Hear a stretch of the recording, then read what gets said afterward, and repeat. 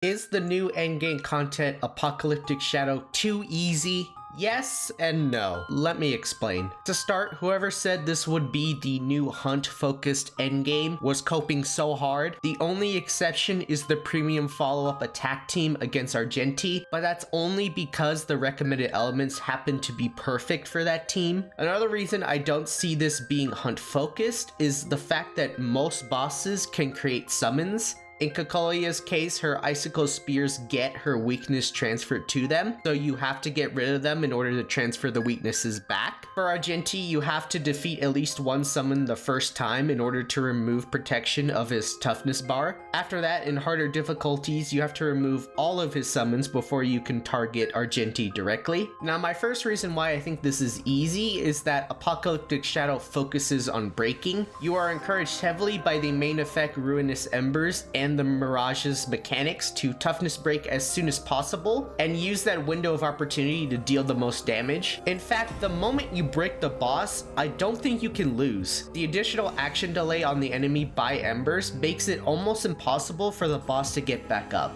You'd have to somehow be doing such little damage for them to be able to gain their turn back. Secondly, Embers gives skill points and activates ultimates after the Mirage's weakness broken. This is really nice since unlike past effects in Memory of Chaos and Pure Fiction that gave energy, Acheron actually benefits from this. Like Pure Fiction, you also get to select one of 3 buffs in each half to further boost your team's performance. The fact they have one that accumulates all the damage done by DOT or follow-up attacks and deals that back plus more when the Mirage is broken means you still get the freedom and flexibility to use such teams and not be punished for it. Third reason is if you're able to 100% bosses on both halves, you only need 1300 action value remaining or more to meet the star requirement for rewards. This is way more forgiving than I was expecting when I first heard action value would be returning. My final reason is unlike either of the other endgame content, you can restart and challenge either half at any point after clearing at least one. Yes, you can forcibly fail the first half or be like me and throw for absolutely no reason. Oh wait, I should have healed Halo. Uh-oh. Oh, with this shit. What is this? All right, let me try it again. Like, can I just go to Oh, I could just try second half? Oh. On the flip side, let's see why Apocalyptic Shadow may not be as easy as you think. For one, I'd be ignorant to overlook that Boot Hill and Firefly teams are top tier choices right now. I mean, look at this. This damage output is just unfair bullying. Additionally, Boot Hill and Firefly can implant their own weaknesses on enemies that don't already have them, allowing them to be more versatile against the summons. Does this mean that you're completely hopeless without them? No. Like most content, it comes down to your character pool, how they work together, and taking advantage of the effects and buff mechanics. Don't believe me? Well, these videos of 4-star teams are proof of that. Whether or not this content is easy depends on your account. However, one other reason this may not be as easy as it seems is after difficulty 2, the boss Mirages gain a new mechanic on top of their existing ones. For example, Kokolia's spears at the start now mark some of my enemies, which give her additional follow-up turns when she uses her basic attack. How many turns are you gonna take?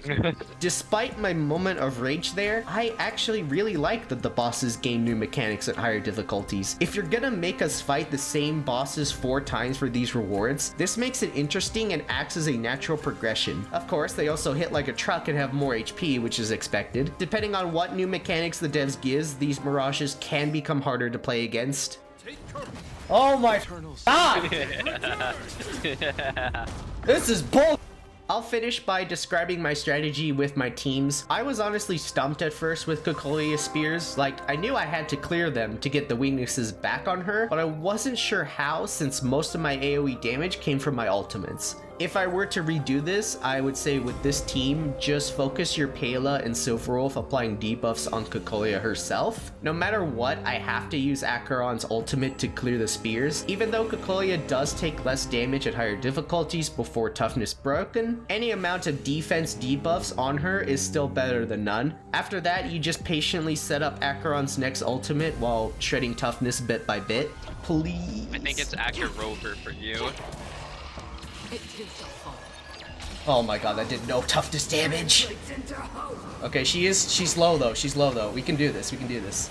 No! Oh. Oh, she's gonna be broken. She's gonna be broken. Come on. Refresh. Oh, please, come on. Come on, Ekaron. Yes! Yes! Yes!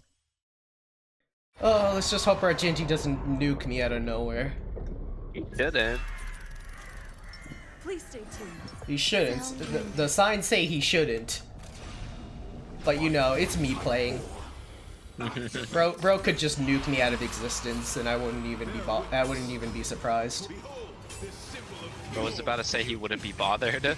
Argenti's summons really do like no damage compared to his MOC counterpart. If anything, he's just helping me get energy, and I'm gonna heal it right back with Gallagher Ultimate and Enhanced Basic. Just Trailblazer and Ranmei Ultimate for the buffs, Firefly skill into the Ultimate, and you win. This team doesn't require much thought. Most of the effort just goes into making sure they're properly built. Definitely made a mistake right here, not using my ultimate before I used my skill on an already broken summon. It didn't matter in the end, but I am human after all. I can admit my mistakes. Overall, I think Apocalyptic Shadow is fun, seems fairly balanced, and I'm excited to see how it develops in the future. I'm interested to hear your opinions on this new game mode in the comments. Thank you for watching, like and subscribe for future content. I'm DragonLordLeda, and until then, on to my next video. Ay, ay, ay.